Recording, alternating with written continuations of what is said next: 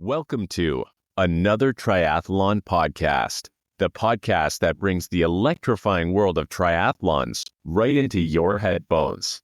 Journey into captivating conversations, share the excitement of race recaps, enjoy the humor only a triathlete would understand, and join us as we debunk myths and bring you the bare, thrilling truths of the triathlon world. So feel your heart pound, breathe in anticipation, and get ready to dive into the world of triathlon. This is another Triathlon podcast. Enjoy the ride. Don't worry, the results have been done to death, so we won't dive too much into that, but we will talk a little bit about where those Ironman standings are and go into all of the usual drama with supertri. But let's get started seeing what's going on with the crew these days. There's definitely been a lot of action, bit of travel, and a lot of fun. Let's start off with you, Josh. Where and what have you been up to? I don't know. I was trying to do my best Jenna impersonation and travel around the world and barely touch base at home. Definitely feeling the effects of traveling a lot. I had Chicago now three weeks ago, and since then I was home, battled an illness after Chicago. It seems like a lot of people had some type of illness after Chicago, and then like walking pneumonia has been going around, but I got through that. And right before my trip to London, my wife was over there for work and went and met her there. So got a couple pool sessions in and some bike rides before heading over to London, and then spent a weekend taking 5 Peloton classes and just having fun with the community and doing the touristy thing around London, which we really hadn't done before. Kind of been there for work and a long time since I'd been there, but even for Janine, we went to different things, but got back into that training mindset and around community. And it was a nice little kick in the butt and reboot to doing some activity again after it had been about 2 weeks at that point. So I was like, all right, well, I still have this virtual marathon I got to run. So we spent 10 hours in Amsterdam airport on our connection to Paris and got to Paris late or early Tuesday morning and kind of napped all day Tuesday and got up and did some touristy things, had some dinner. And then I was like, Wednesday morning, time to go run a marathon. Now, ran a virtual marathon. Yeah, remind the audience why you have to run that virtual marathon. What gets you to go do that when you're jet lagged in a new country? Yeah, so one of the new features to the New York Roadrunners lottery system was a virtual lottery to get into. They've always had get a virtual badge on Strava for running the marathon the week of, or running 26.2 miles the week of the New York City Marathon. This year, if you got picked in their lottery to do the virtual, you had an opportunity to get a guaranteed bib for next year. So the week of the marathon would happen to fall when I was in Paris, and I was like, well, I don't have a race to join or jump into, and might as well do it around the Seine and finish on the Pont Alexander Bridge where the triathlon and the Olympics was held. It was also almost 5 years to the day I proposed to my wife on that exact bridge, and in the exact spot that she ended up putting the tape up, and the little Paris poop emoji was my medal. So yeah, it got me a bib to next year's New York City Marathon, and she joined me for the first mile, and then it was just really cool. I kind of created my own little loop as I went, and she had given me an idea of what was about 3-4 miles each way, and ended up just kind of creating some jaunts and treks out to see more touristy stuff while I was running, and just kept it interesting and fueled correctly. But I ran like 9-minute miles, so it was a nice little Cruise and enjoy. tour of Paris by foot. It's highly recommended for sure. And it was a 60,000 step day. So I was like, all right, we're back. We need to recover. And then I spent another 2 days off completely, and then got home for about 4 hours from Paris, picked my daughter up from her homecoming dance, and then headed down to New York City for the marathon this weekend to cheer. Did not run, but I had like a 14.5 whoop score yesterday while cheering for the marathon. Pretty impressive there on the strain, and found out they actually have like sports cheering as one of their activities because the whoop kept picking up activities. And I was like, all right, it was when I was holding up the big signs overhead doing shoulder presses. But yeah, it picked up 2 separate activities during the event yesterday. But just really cool to be around a major marathon from that side that wasn't Boston as well. I had never been to the New York City Marathon, and it's a really cool vibe. And we found an area, specifically Janine found an area that was going to be quieter up in Harlem, and it ended up being a pretty good spot for a lot of our friends who needed it at mile 22. Like literally at mile 22, there was a huge gap of no fans. So it was a great spot to be, and had a lot of fun and got some good content and met a lot of people in the running community. Did a whole Saturday like pop-up shop thing. Got to try on the new light spray shoes.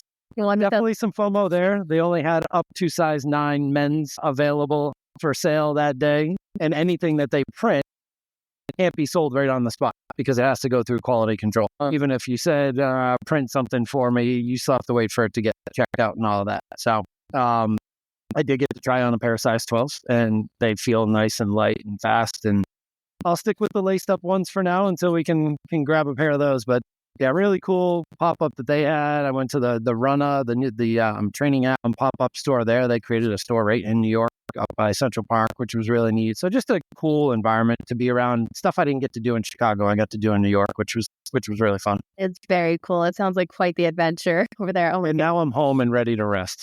Right. While training. So I go back to like actual training and recovery. I feel you there. But no, it sounds like an awesome adventure. It would have been so cool to go cheer on the New York Marathon. Just to do your legs in after all the travel and jet lag and running around a marathon in there. Yeah, absolutely. It was a fun trip, and I'm glad my wife and I got to get away first off, and then second off to get down and finish it with a whole bunch of friends. We had so many people on the tracker, it was hard to keep track. I think we saw almost everyone, and only missed a couple, so pretty cool day. Well, let's jump over to you, Fede. What have you been up to these days? Yeah, well, now that you and Josh have been running marathons all over, I entered the Chicago Marathon lottery. Hopefully I get into that one, and I want to enter the New York one as well. So when that comes up, I'll definitely do that. But been training towards Topo. It's now 6 weeks away. So getting into the thick of it right now with a lot of sweet spot thresholdy type of work on the bike and on the run. So definitely what makes or breaks your race is coming up in the next few weeks. So excited and a bit, I don't know. I'm a bit into panic training mode because, I usually by this time of the year, I have enough or have built consistent fitness throughout the months, but with the injury and everything, it's a different year. So, I'm excited, the body responding well and everything, but, there's always that thought in the back of my mind that imagine how much fitter I would be if I didn't have the injury or this and that. Then again, it's just my mind playing tricks and mind games. But yeah, super excited and motivated after watching Kona, watching, you having a nice little trip over there in the island, Josh running around Europe, which I thought, knowing he's a bit of a crazy guy, for a second there, I thought he was going to tell us that he ran the marathon on his layover at the Amsterdam airport, which probably, enough time. You had enough time and probably you'd have had the KOM on the marathon at Schiphol. So yeah, that would have been fun. But yeah, Strava segments. Exactly. Gate 45 to 55 segment. There we go. Do it backyard marathon style where you just have like a loop that you go around and around and around. My brain wasn't working correctly. I should have thought of that. Yeah. Like I remember during the pandemic, I think it was David McNamee. He ran a marathon like on his balcony, and it was maybe, 8 meters long. And he had these two Hoka inflatables as turnarounds. So yeah, people went nuts during the pandemic. I remember that as being not the brightest on the mental side on my part. I remember my coach wrote me a 30-day challenge of riding a bike 2 sessions in the morning and on the evening because there was nothing else to do.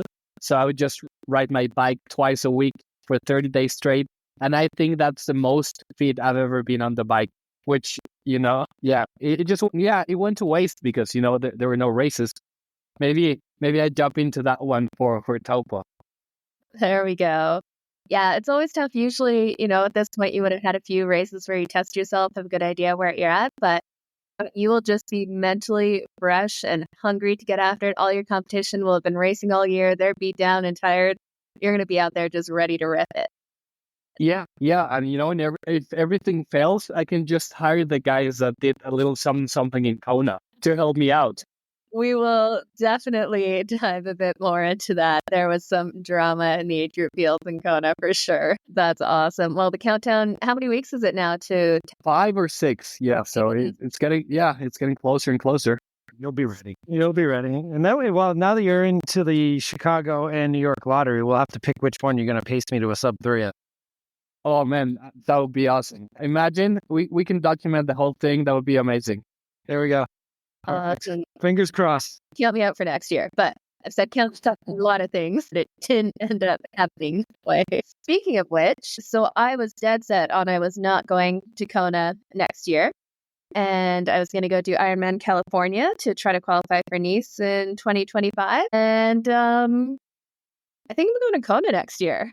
Well, I have to qualify, but I think I'm going to Kona next year. So I was down. Yeah. I blame our Mono Apparel teammates and fellow coaches in there, Rod and Philip. They were talking about doing Ironman Taiwan. And me, half the reason I race is to go travel to cool places I've never been before. So after spending a week in Kona with that Kona energy and vibe, and them twisting my rubber arm to do an earlier Ironman, I've decided I am going to go do Ironman Taiwan with those guys, which is soon. It feels soon. So it's in April, which means if I stay home, I will not ride my bike outside or swim outside before race day. So definitely looking at the mono training camps, potentially going to some other places to get a little bit more warm weather riding and to dial in aerodynamics and stuff, because I haven't even put on a wetsuit. So yeah, definitely be good to get away to try to get some of that outdoor time before race day. But yeah, it just sounds like a cool location. It's a race I haven't done before. And Kona, there's something about that island. I was dead set. But after watching the racing going down, and especially now that there's a lot of rumors whether Ironman is going to go ahead with the separate locations for the men's and women's races. So my main motivation was to go qualify for Nice, to go do that course as a World Championships. I know I can do it another time as not a World Championships, but yeah, more fun to do it that way. But all of the rumors on the island was that they're looking at that again to bring the men and the women back together to just have that energy and excitement, because it's really not the same. Like this year at least was closer to previous years when you had the men and women racing, but it's just, you don't get that whole same vibe. And the sport is too small to have two separate world championship locations a month apart from each other for either one of them to really get all the attention it does deserve. But one of the cool things was in his, speech, Patrick Lange was like, Ironman, like, you guys got to bring the girls back. We need to have men and women in the same place here. The sport is definitely about equality and going for it, but it's about all racing on the same course at the same time, challenging ourselves over the same distance. And yeah, I definitely think we need to see it back. There was probably a little bit of selfishness in that speech too, considering it probably would have been his 4th win. True, yeah. He didn't have to go to Nice last year. Definitely. Man, he had one of the best speeches, because for a minute we all thought he was going to retire. So he started out reading this poem where if you read it forwards, it sounds like he's cooked, he's done mentally, he's done what he needs to do, and he's going to get out of the sport. But when you read this poem backwards, it ends up saying, I'm not done, I'm not going to give up, I'm not at that breaking point kind of thing. So the first half, it was all this talk. You really thought that he was going to call it a day, like end his career, just won for the 3rd time kind of thing. And at the end, he's like, F no, like, I'm in this. We're going again. Like, this is not. So he took us on a roller coaster at that award ceremony, we'll say. I mean, and he is known for being a bit of I don't want to say dramatic, but he's up for big moments.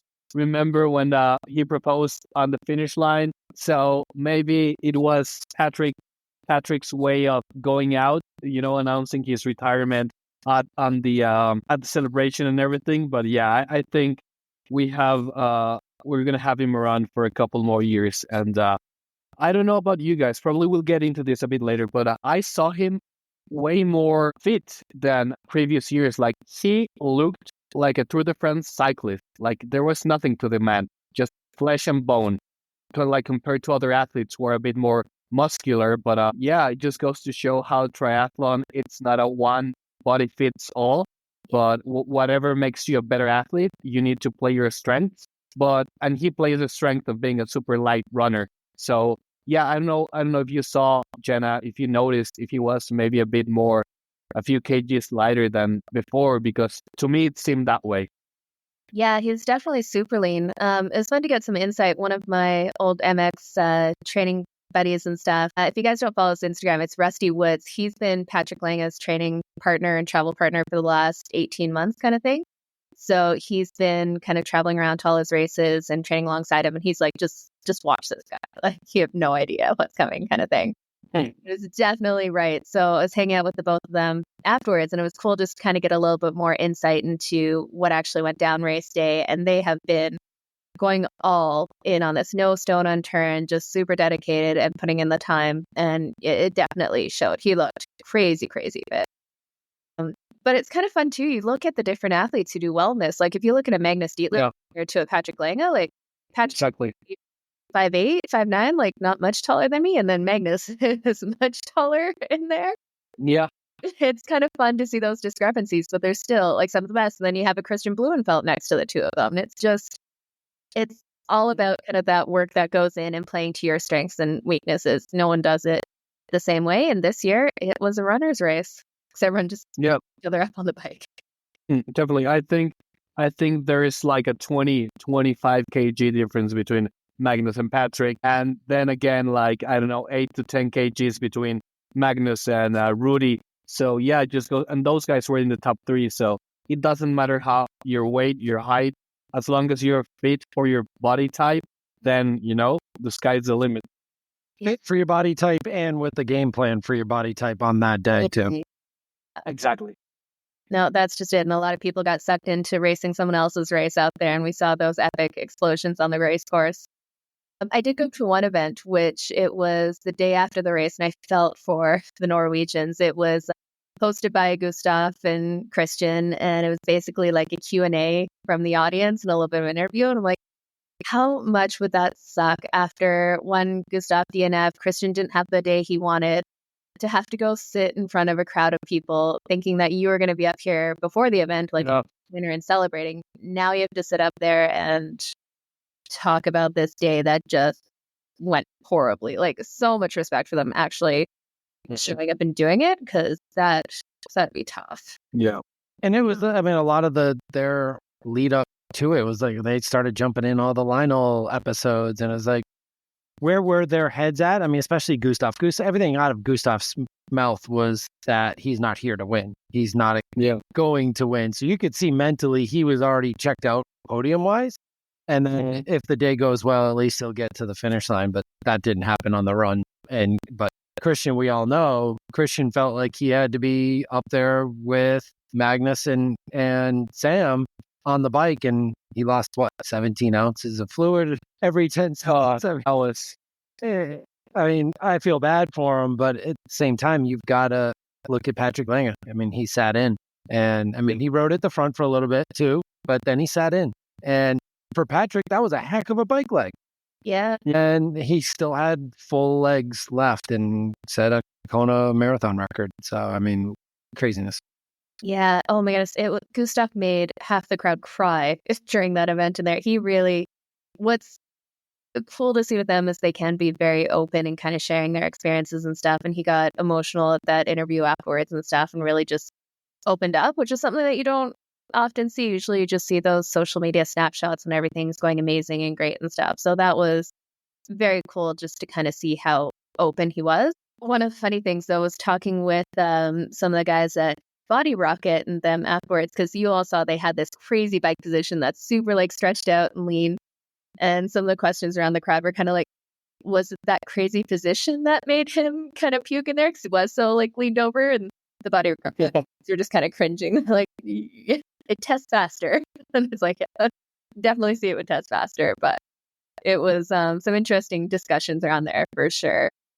But overall, just like I said, we won't go too much in it, but it was just an epic race that you can't help but geek out on a little bit too. It was fun to see an epic Kona day, like Kona back in the day kind of day where it blew to pieces and it was last man standing, whoever slows down the least. Whoever grabbed the least amount of 2 liters and gallons of water. Head bucket dumping, and I mean it had everything. It was literally an epic race, and it was just so cool. And it, like even Laidlow, you try and figure out where it hit him because coming out of transition, he was like getting like crowd pumped up, going up a lead, and like he was ready to go run a marathon. I was like a mile down the road watching them come out and back and stuff. He looked great when he was running out there. I was like, man, like he could really have this. And even at 5 miles, and they just came back, but then looks like things kind of imploded once he got up. I think once he got that first split, that Patrick had already closed that much. It was like, I can't, probably. like seeing it in person, the difference between how Patrick runs and everyone else was just shocking. He was still with the group when he ran past the first time. It was just like, this, no contest. Like, he's just going to destroy them. And he was good all the way through like 30, 35K. So, I mean, like until he started pulling it back a little bit, but by then he knew he had it. And he still won by what, 7-8 minutes? Yeah, absolutely. Yep. And loved seeing the emotion across the finish line in there. Like it was just happiness, a bit of anger kind of let out the people that discounted him. All of it. A little bit of mic drop, a little bit. Yeah. I won't say too much about it, but if you haven't watched on the Ironman Instagram, the video of him like running across the line, like the first video that they show of it, not a lot of people are talking about his actual win in the comments section there. His just barely revealing. It's funny when he's just smashed the course record, had his third win out there, and just went in different directions. So go check that out for yourself because it was very entertaining and he found it absolutely hilarious. That's our social media post of the week, folks. Sorry to jump ahead on that. Good transition. Oh my God. He was dying laughing when he was talking about it. I mean, at least it's complimentary. I don't know how to transition from that. So we will jump into, let's go into, we had some race results going in actually to finish up with me. So Ironman Taiwan, 5 months to train, did my first swim today, got a lot of work to do, but should be interesting. And how far out is that? That's in April, right? Yeah, 5 months. Oh, awesome. Plenty of time. Yeah, it's like training for Oceanside twice. After not doing any long distance stuff for swimming for a year. It'll be fine. You'll be good.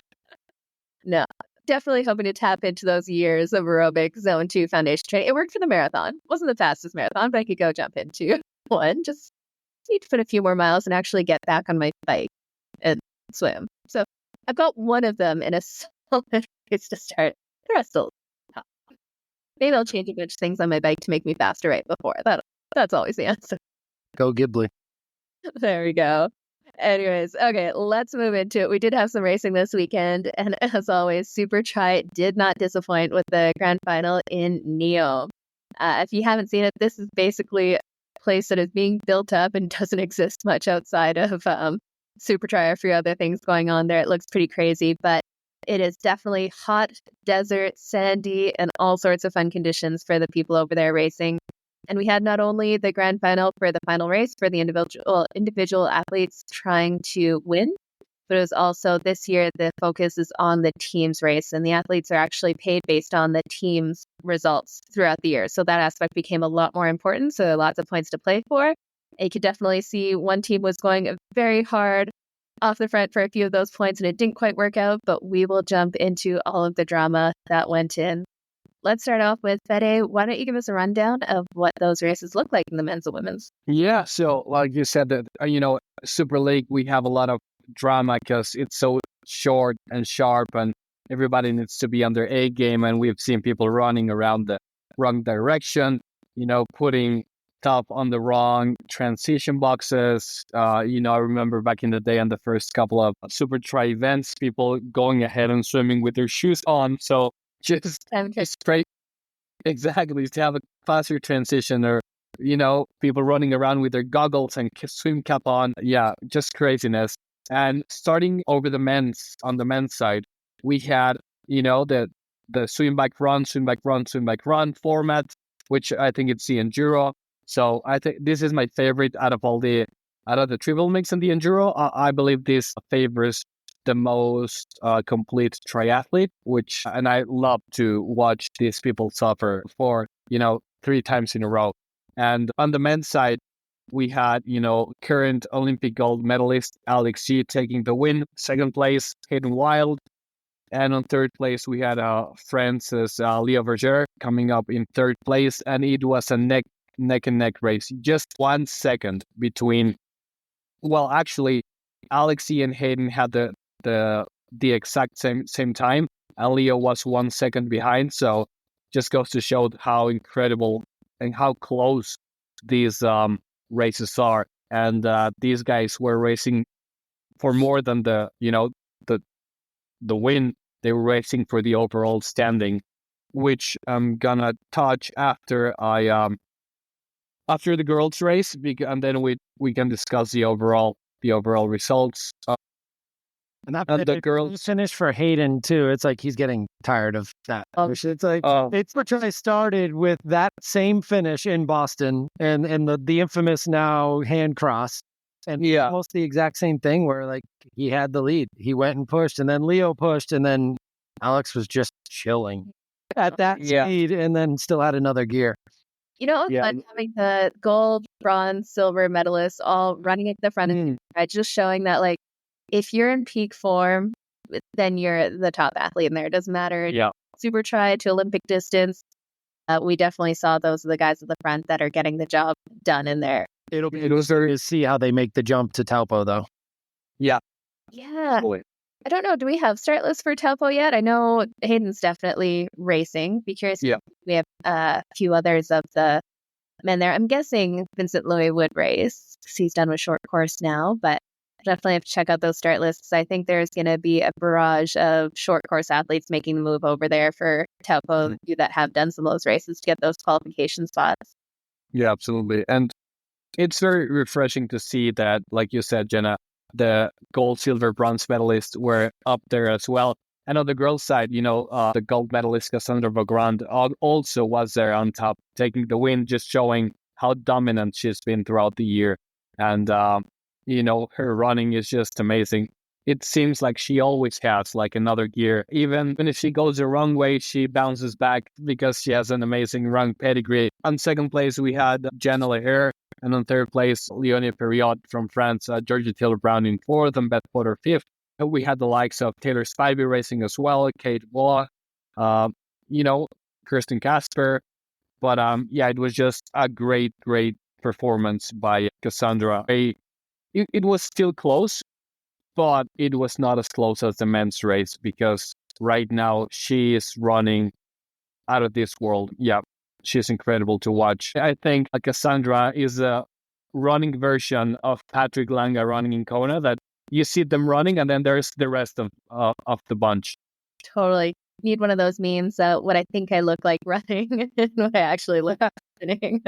Well, it's funny. Going into this race, is kind of looking at it, was it going to be a case of could Hayden keep on both shoes this time and run his way to the win again?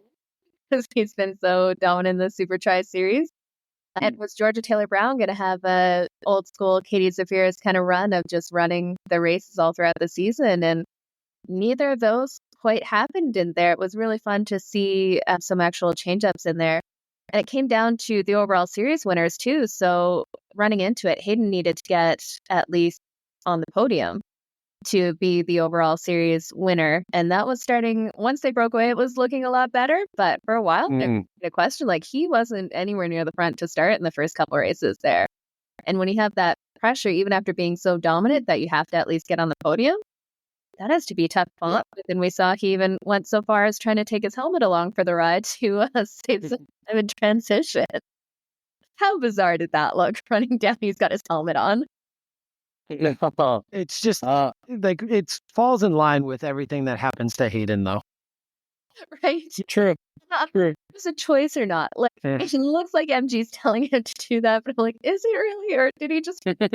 I've never forgotten to take my helmet off. So uncomfortable. The churro benefits during the run, has it been tested? Yeah. The cooling benefits, of running with the helmet on.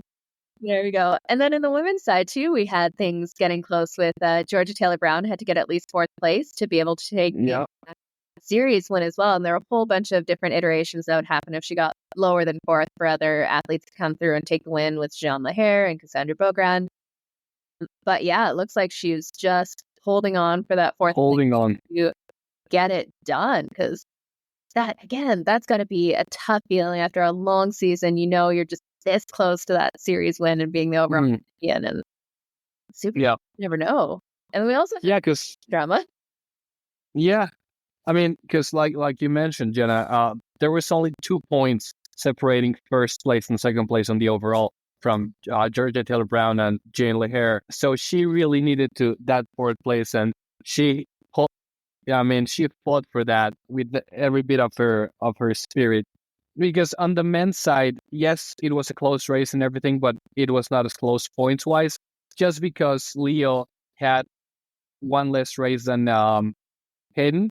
He didn't race that in Boston, so it wasn't too close on the men's side. But on the overall standing, we had Hayden Wild, Leo Berger, and Tim Helwig for the overall positions. And on the girls, we had Georgia Taylor Brown, Jane Lahair, and Cassandra Beaugrand in third place, which then again, very solid athletes. You know, this type of system really benefits a really rounded triathlete. So very close, very clear of who is the better athlete, overall. And it was just an amazing season for supertri. Yeah, and we ended up having the team rankings as well. So they're definitely, athletes are fighting hard. They're definitely getting more into that team aspect and seeing how playing the points game makes a big difference, because all of their bonuses are going to be based on where they get within the team rankings. And we had Crown Racing taking the win with MG, very happy about that one, although it may have been more fun to see the reactions afterwards if MG hadn't won than if he did. But seeing some of the interviews afterwards, it sounds like they've become a very tight team and had some good support there, which is awesome. And then we had Don's group, Podium Racing, in second. We had Stars and Stripes bringing up in third place, and Brownlee Racing pulling up in fourth. And you know, like you were talking about before we started recording, Josh, Stars and Stripes, they went all in off the front and definitely took some risks to try to get those points in there. Do you want to tell us about a couple of those crashes? Man, it was hard to see. I was watching the replays of some of them, and sure enough, the social media starts showing you both of the crashes, and the first one being Taylor Spivey, and it was like, ooh, ow. Like, you could just see how bad that must have hurt, but she never flinched. She just got up and hopped back on her bike, but she lost the opportunity to be with the lead pack there, and I don't think it changed her race. And guess where she finished in the overall standings? Taylor Spivey, fourth place overall finish. Wow. It just was there another play. I feel for this woman so much, because it's always fourth, and she's so talented and so consistent, and God. And this fourth place, and that day, because she was having a good day, crash happened. She's an amazing swimmer. She's in great shape. She's been doing well at the T100 over the last two races there, getting better. Yeah. And this was also what allowed Georgia Taylor Brown to run herself up to fourth and finish first overall too, which that could have been a difference maker of her being in outside the top four. So the two of them are going to be connected for the rest of their lives, apparently. Yep. For better or worse. Yeah, and then Vasco, who had crazy travel experiences getting there with delayed flights and missed baggage and riding around in other people's gear until his suitcases showed up.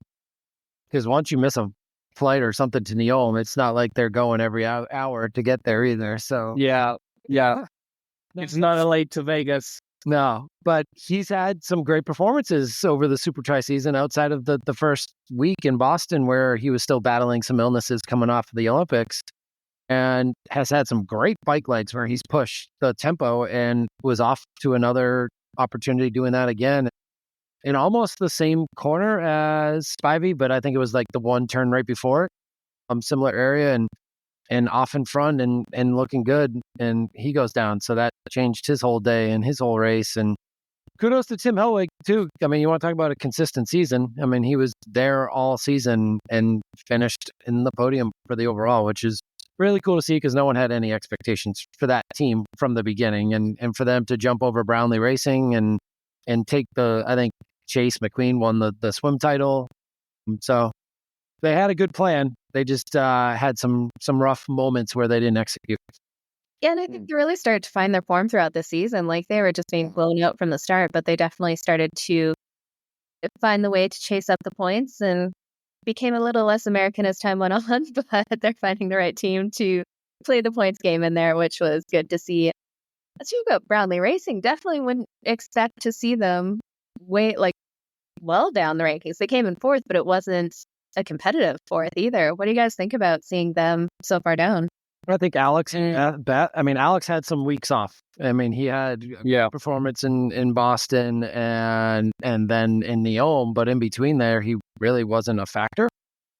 And Beth Potter really wasn't a factor of the entire series. I think this is just an indicative of how much the British Triathlon Federation weighs into each one of their athletes. Being an Olympic year, I think next year the Brownlee team is going to be way, way stronger, and they're going to have more, they're going to be more of a decisive factor when it comes to racing. But I think this just had to do with an Olympic year and selection and all of that.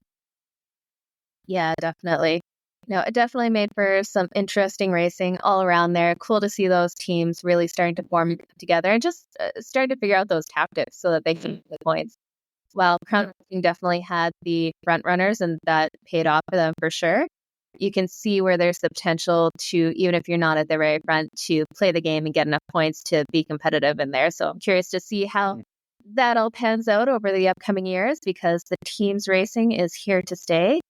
And like I said, we've seen some crazy things, people trying to get those points, get those short shoots and find ways to be as best as possible in transition, helmet shoes and everything else. So I'm sure we'll see lots more innovation as they play within the rules to just be the fastest possible and get all of those points. Absolutely. Well, let's jump into, I guess I already stepped on Josh's toes a bit with the social media post of the week. Was there anything else that you wanted to bring to our attention in the social media world there? No, I mean, this week was really all about post-Kona and recaps and all of that. It was just a truly epic race, and it deserved all of the social media posts. So if you haven't had enough Kona, check out some of the recaps there, personal YouTubes, things like that. If you're done with Lionel, there's That was fun to watch. amazing television to watch, and I watched it on YouTube on the big screen. Like it wasn't even laptop worthy; it was big screen worthy. But it was hard to watch him race because I think watching the series made you believe that he could contend for the top 10. I thought. I did not expect 20, 25. I just didn't see that, and I think we probably should have seen it coming when he started to chase the Norwegians around and start to question everything and sleep well again. And it was all of the stuff that bother him started coming back around. Yeah. It seemed, and no coach. And to find out he fired Jan a long time ago. And like, it's Lionel being Lionel again. It would be great to see him back up there. It's just getting tougher and tougher to believe that Kona is ever going to happen. He's got his spot to Nice, right? Or no, Sam Long. Yeah. And so it'll be interesting to see. I think Lionel was saying this was a more than Kona project. This was he was going to need more time to rebuild himself. So we'll see. The epicness of the YouTube series and everything that Talbot did, kudos to you. Yeah, that seriously, the amount of work and time and effort that goes into that is very, very impressive. Yeah. Yeah. To be able to get that insight and perspective, because all of us age groupers, we're not going to ever be training like pros and kind of dealing with what they do. We get the opportunity to race on the same course. So getting to see more of that human side outside of the crazy performances and high achievers, it's very cool to see that. Although if Lionel won't keep you on as a coach, I don't know if he'll ever be able to be coach. Who is he going to keep, right? Yeah. Exactly. Man, I love watching Lionel's YouTube, and yeah, like you said, kudos to Tal. But it's great for when we're on the trainer and we have those long rides to binge watch Lionel, and it's great television, man. Like I remember the Norwegians were saying, how come the sponsors don't just sponsor Lionel's channel, because he has more views than the Ironman YouTube channel. So, but yeah, when it comes to performance and him racing and delivering on the day, I'm with Josh on this one. I think the Norwegians are very professional when it comes to playing every aspect of the game, when it comes to training, when it comes to nutrition, and also the mental side. And they know that Lionel has himself on the corner, and oftentimes we are not our best advisors, and watching him running around and chasing them along and checking the lactate and always comparing him to the Norwegians, it started to feel like they were getting into his head. And that's part of the game. I remember Jan on one of Bob Babbitt's interview a couple of years ago, and he mentioned after he won, I think it was his second world title, he said, I oftentimes play mind games with my competitors or post things that I did like 3 months ago or whatever, just to get into their heads. And I think that's what the Norwegians did to Lionel. And he just didn't bounce back from that. Also, he didn't have the greatest of days, but I'm just going to put it out there. It's a bold statement, but I think if Lionel wants to win Kona, he needs to disconnect 100% with what the outside the world is doing and what the Norwegians are doing, and just trust his training and then show up on race day and execute, because he has the talent, but I think he gets a lot of self-doubt when, the big guns show up. No, definitely. It's funny. So much of the talk on the island was that Gustav and Christian were just messing with everyone with their new bike positions. Yeah. So much debate whether they're actually going to ride like that or not. No, they did. But it was just so funny to see everyone's just, they've messed with people's minds and have kind of played those games a little bit. So now people are like, oh, is this legit? Or Yeah, the funny thing, you can see that Christian's performance at his Ironman to get his spot in Kona, and then everything after that and how good a shape they seem to be in, and all of their Lionel footage definitely got Sam Laidlow to ride the way he rode. absolutely. Now, so if Christian hadn't gone with Magnus, he might have had a chance to run up and win this thing, but he lost his mind too and tried to go with Magnus. So I was like, they only play mind games, and only Magnus was the one to survive, really. Hold on. Yeah. Yeah, that was such a good race. It really, like, that island is like nothing else. And I know a lot of the guys are bummed that they have to wait another 2 years till they get a shot at competition, because as cool as Nice is as the World Championship location, there's always a bit of an asterisk that it's not to say that the winners and the podium getters are not worthy of being called world champion stuff. You're still racing the best on the course, but it's not Kona. Yeah. I mean, just adding on top of that, Jenna, we don't see the heartbreak and the emptiness that you see on athletes when they don't win Kona. We don't see that in Nice, for example. Because Kona has this mystique, this magic, that it just means so much for athletes to win Kona. And I don't want to be stepping on anyone's foot here, but I would bet a lot of money that it means a lot more for an athlete to win Kona than it means winning Nice. Yeah, curious to see Christian will end up being like a Mark Allen or a Mako, where it takes a number of attempts before they kind of get it in and get it right for just this island craziness it throws at them. Yeah, exactly. Brings along too, like, kudos to Christian, kudos to Sam Laidlow and others who blew up and still finish the race. And I think Gustav gets a pass this year, and everyone knows he wasn't ready to have the race he's ready to have.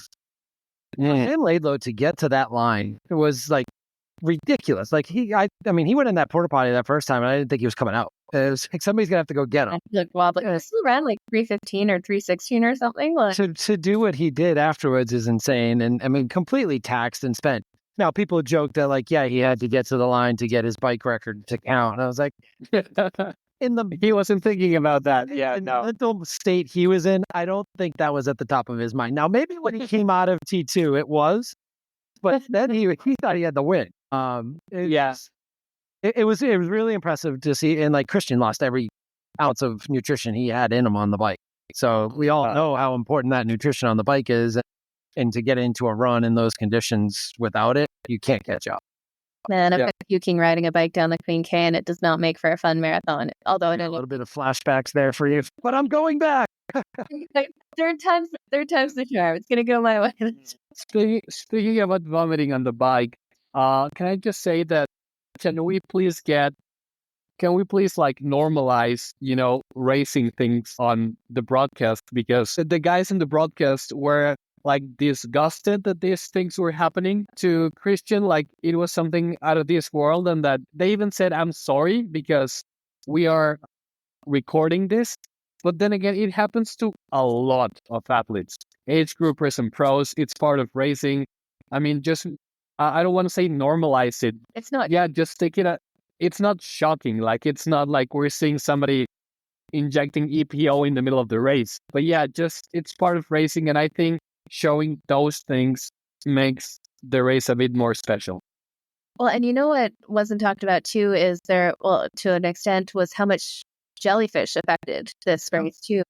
Apparently the time was just right that all the jellyfish were coming in at that time. But one of the side effects of jellyfish stings can be nausea and vomiting, and all of the pro men definitely got hit by the jellyfish. Patrick looked like he had a puppy eye from it kind of thing. So that definitely could have affected a lot of people's races if they have allergic reactions to that too. And so who knows how much of a role that played in it as well. Yeah, I had heard about it with some age groupers, but then all of a sudden you start hearing about it from the pros too. And it certainly, it was a David McNamee. I mean, there were some that got it pretty bad. And that's the thing. I'm like, with bee stings, a bee sting to me is life-changing. To others, it doesn't impact them. And I would imagine the same thing with the jelly stings. Yeah, definitely. Well, speaking one more thing about Kona, we're going to jump into the what the F of the week. This is something that is pretty crazy, but I've actually experienced myself, is there was a sabotage scandal at the Ironman World Championships, allegedly. So we have to say in there, it seems like there were a number of odd mechanicals that impacted the race of the competitors in the men's 35 to 39 age group. Now, this is one of the most competitive age groups in there. And, if one person had a flat tire, two people had a flat tire, it's kind of, things blow up in Kona, the heat and all of that stuff, right? But there ended up being 5 athletes where the reigning champ, Tom, entered T1 and he had flat tires. And another athlete had, German Lars Winch, had another flat tire and a loose seat post, and that's really sketchy. Another 3 athletes had loosened seat posts, and a few had flat tires as well. So it's at the point where you're having 5 to 6 athletes impacted with similar things with loose seat posts and flat tires coming out of there after checking it in the morning, and it was fine.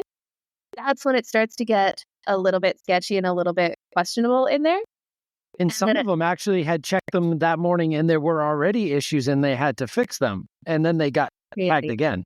And there's definitely, like when you're on the pier, there's a lot of security because there's lots of bikes and stuff in there. But people aren't matching bike numbers to bib numbers. So as long as you're an athlete with a race number on your arm, they're not paying too much attention to what you're doing unless you happen to be in front of the person whose bike it actually is, right? So it wouldn't be tough to get away with this, especially if you get in super early or super late. But with that, we also ended up having, unfortunately, the winner of the men's 35 to 39 age group was a Chinese athlete who was actually banned for 10 months in 2017 for doping. So it's kind of, but apparently he had a flat seat post as well. It's just all at the very end of the bike leg. Yeah. It's like, how did that happen at 110 miles in? That we're going in there. So all sorts of crazy allegations in there, but it seems like there's too many of kind of the favorites in the race for it to be a coincidence at all. And that begs the question, how obsessed are you with this race that you're willing to cheat to win an age group award in Kona? Like what drives you to that point? What do you guys think? I mean, it's crazy to me to hear this to that level. Now, I don't know, how are the bikes racked in Kona? Are they like literally racked by age group? Because I know the swim starts by age group, which is not as normal during the rest of the year. Are the bikes racked by age group too? So like I believe they are. Yeah. So then this is very easy for somebody to go tag the 35 to 39. Well, and you can look up bib numbers so that it happened for performers in there. They definitely could have looked at the start list and looked at the bib numbers to see, which is a whole nother level of effort, what numbers their biggest competitors have on the bike. Yeah. I mean, and this was all reported. Jack Kelly had gotten wind of it. Somebody had said something to him, and then he asked, and a whole bunch of other people came forward, and kudos to Jack for bringing this to light. And we'll see how far it goes, if there's ever any CCTV coverage of the pier itself and transition. But it's mind-boggling to me. I mean, I know I'm new, in air quotes, to this sport, but it's still something that I do it because it's fun, and I love to compete against myself in my own times. Every day I go out there trying to PR, and it's like, I get if you get to the point where you're chasing podiums, but I mean, that thought has never crossed my mind to interfere with somebody else. It's crazy. I can't imagine being to the point where either your life is so small that like winning the world championships means enough to you to mess with someone else's, like not only the flat tires, but like safety issues too. Like that's really next level. And age group. So there's no paycheck here. And I know I threw a comment. Yes, some of these guys in that 35 to 39 age group might be chasing a pro card at some point. And I threw the name, look at Josh Monda. I mean, but Josh isn't getting paychecks by being a pro athlete right now either. So it can happen at that age group. Right. There's definitely performance bonuses within the age group fields as well, but it's not discounts on bikes and things like that. Yeah. So when I hear something crazy, I've actually had this done to me. Someone sabotaged my bike in a race. I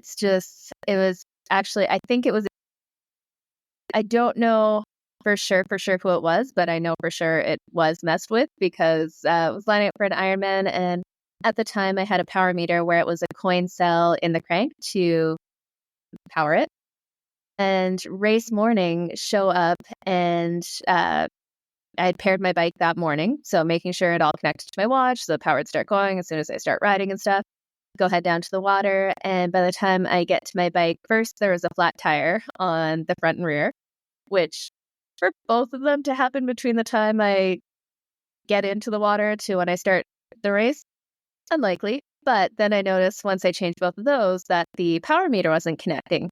So I went to see if like the battery was loose or something like that, and the battery was missing. It would have been pretty tough for my crank power meter to unscrew the battery cap, take it out, and screw it back itself. That would be unlikely. But yeah, that was just the craziest thing. And that had come from my last Ironman. I was on the podium and stuff. And I believe it was actually one of my teammates at the time, just from her reaction, smiling and laughing as she rode by me and some comments leading into the race there.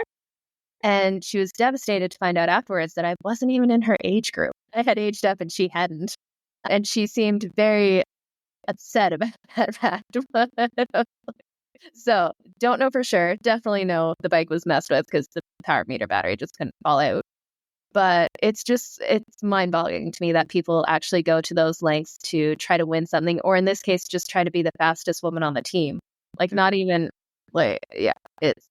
What was it like riding by feel? Man, ended up having a terrible day all over there. So it's not a day all around. Not a lot of fun, but yeah. Was it Leon Chevalier that didn't have? I think his power meter was toast. Like it never turned on in Kona. I think it was someone's Garmin, which has happened to me as well, where it like drains itself overnight or something like that. But yours, obviously, the battery was removed. That's a different story back then.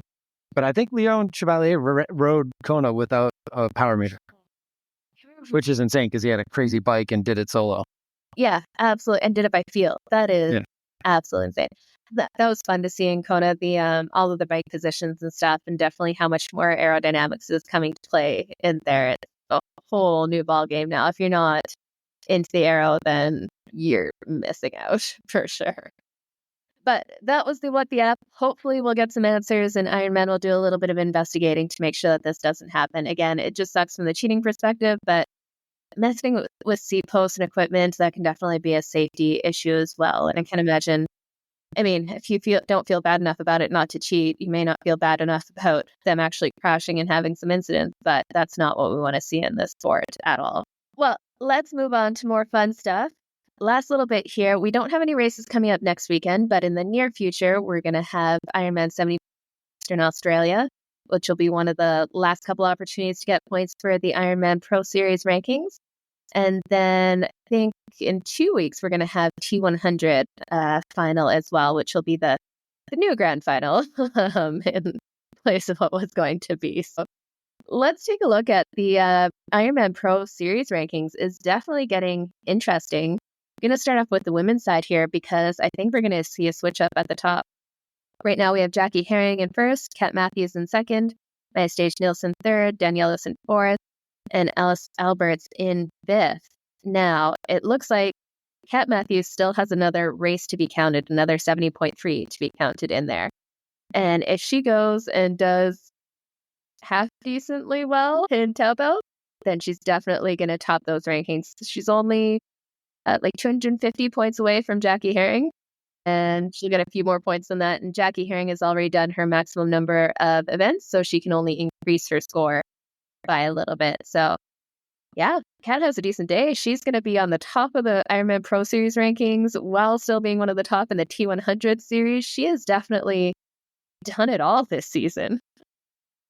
Paying for all of Mark's travels. There we go. Chief Wag needs to be paid. No, it's good to see. And I'll be curious to see if we see any other shakeups there, because some of these are pretty close. Like you have Kat and Jackie are fairly far ahead, a couple thousand ahead. But once you get to Mystique Nielsen, Daniela Lewis, they're only a couple hundred points away from each other. So we could definitely. I know Alice Alberts is going to Taupo as well, and she still has a 70.3 to add, I think, as well. Ooh, that'll definitely shoot her up the rankings too. Yeah. Looks like she's done all of hers in there, but she can definitely better her place from 10th with some closer points too. 10th. So we're going to see some shakeups there. It's kind of fun. I hope what they do on the 70.3 World Championships is actually start to talk more about the points rankings. Like it's definitely another option of stuff to talk about during the race to keep it interesting, because you got time. That's the only thing that matters. I really don't. I mean, who wins 70.3 Worlds is great, and it's awesome. But we really want to know who won the series. Right? If you're going to have this series-long narrative, of course, they push that less than the T100. But still, if you're going to do this, then do it. Give us that, like they do in the Tour de France. Here's the virtual standings at this point in time. If it stays this way. I'm alive looking on Patrick Lange sitting in his house watching the race. Oh my goodness, we need a hot seat in the house where they just have the camera on him. That would be amazing. Hot seat for 4 hours. That would be so good. Watch his reactions as they come through there. So speaking of the men's race, we definitely have Patrick Lange in the front of the standings at the moment in first. Matt Hansen in second, who has been at the top this whole time until this Kona performance by Patrick. Bradley Weiss in third, Matthew Marquardt in fourth, and Gregory Barnaby in fifth. Now, the thing is, Patrick Lange, he, at least at the after party, was saying that he's not doing any more racing. So whatever stands, stands. But where that gets interesting is there's a few athletes who are not far behind him that have the chance to either better their points rankings or do another race that could overcome him. Like Matthew Marquardt, he's only got 170.3 in there. So he's going to get, he's within something like 15, 16 minutes. He could surpass Patrick Lange in the series rankings. That is absolutely crazy. We also have Gregory Barnaby. He also only has 170.3. So again, if he goes to Western Australia or Taupo and put some points on the board, both of those guys are so close to beating Lange. Christian Hogenhaug, the same. He still has another one. Like, this is not wrapped up. No, and I think Marquardt, like, where did Marquardt come from? Like, we talk about him all the time, but no one ever put him on like, oh, watch out for Matthew Marquardt to take the Pro Series win. And he's literally got destiny in his hands. I mean, he controls whether or not he wins this or not. Yeah. No, it's absolutely crazy because he's the next ranked one without any points. And really, he's only like 1,200 points between Matt Hansen, not too far behind Badley Weiss. So if he has half decent days at either of these races, then he's surpassing both of them. And Patrick Lange is within reach with a solid day. And that's not even that crazy, like 15 minutes behind the winners. And either no. Imagine if Marquardt learned how to run correctly, the energy he would save too. It's like, I thought when he got to Kona, it would be fixed, or like, I guess it's just something that we're just going to have to watch the whole time. It works for him, but. He's another Lionel. It doesn't look pretty, but he moves faster than you expect. I'll take Marquardt's run over Lionel's run any day, though. Fair. At least his legs do move. Yeah, even Christian Hogenhaug, he doesn't have a second 70.3 on here. Gregory Barnaby doesn't have a second 70.3. And these guys, Matthew Marquardt, Gregory Barnaby, and Christian Hogenhaug, they're all within 300 points of each other, less than 300 points of each other.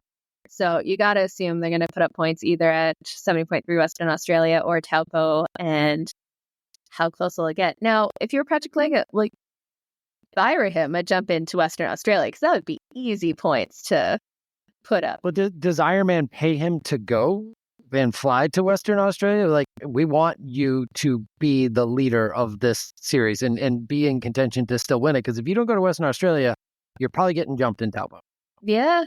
Well, they probably won't pay a show-up fee, but they'll give him a Visa credit card worth a decent amount of money to make it worth his time in there. Yeah, because he has like his second 70.3 is 17th place in 70.3 Mallorca, so he could definitely better that. And a 17th in Oceanside. Either one of those, he can definitely make up some points to be up there. But Patrick Lange, he, from all the sponsors, the bonuses, and the Ironman payday, he definitely is not cash poor after the World Championships. But it's $200,000. When you're peak form, just go cruise around a 70.3 course for the chance to hang on to that Pro Series ranking. And it's, like I said earlier, it's the marketing for Ironman. It's a lot easier to say Patrick Lange is your first Pro Series champion over no disrespect whatsoever, but Greg Barnaby. I mean, Ironman, sorry, would much rather have Patrick be that guy. Matthew Marquardt's not a bad second choice, but like most of these guys at the top that have been playing for the series are not the ones that they kind of envisioned as the name that they would tie to their series winner. Yeah, and interesting, like right now, Patrick's not on the 70.3 start list. It's up there. And he's not qualified for 70.3 World Championships. So looks like he might just be gambling it, hope that they don't have the best days and see what happens. Or he's just elated to have won the World Championships, become a 3-time winner, 3-time world record setter. And he's like, I'm good. I'm done. Yeah. I wouldn't blame him.